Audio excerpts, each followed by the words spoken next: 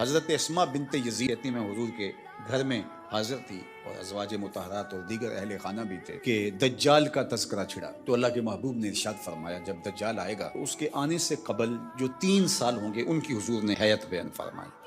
کہ آسمان تیسرا حصہ پانی کا روک لے گا،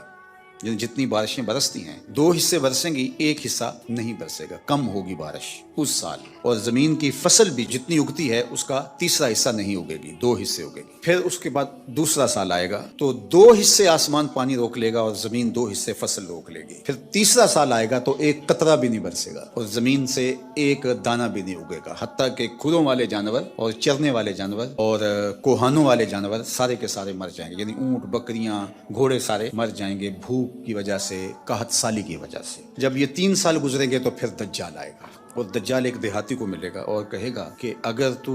چاہے اور مجھے رب مان لے تو میں تیرے گھوڑے اور تیرے یہ جانور زندہ کر سکتا ہوں۔ وہ کہے گا کہ اگر ایسا ہو جائے تو بہت اچھا،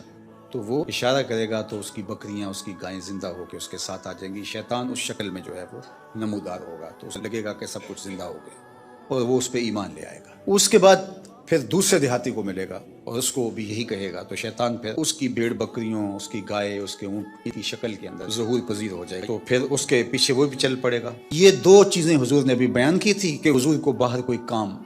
پڑ گیا تو حضور یہیں چھوڑ کے بات تو باہر تشریف لے گئے۔ تھوڑی دیر کے بعد حضور جب واپس تشریف لائے تو حضرت اسما بنت یزید اور گھر کی دیگر خواتین زاروں کے طرح رو رہی تھی۔ حضور نے فرمایا تمہیں کیا ہوا، تم کیوں رو رہی ہو؟ انہوں نے عرض کی یا رسول اللہ آپ نے جو دجال کا ذکر کیا تو اللہ کے محبوب صلی اللہ علیہ وآلہ وسلم نے ارشاد فرمایا کہ اگر دجال میری موجودگی میں آ گیا فرمایا فکر نہ کرو میں نپٹ لوں گا، اور پھر آقا کریم نے ارشاد فرمایا کہ اگر میرے بعد آتا ہے تو پھر ہر مومن کا اللہ خلیفہ ہوگا، یعنی اللہ اس کی طرف سے اس کی حفاظت فرمائے گا۔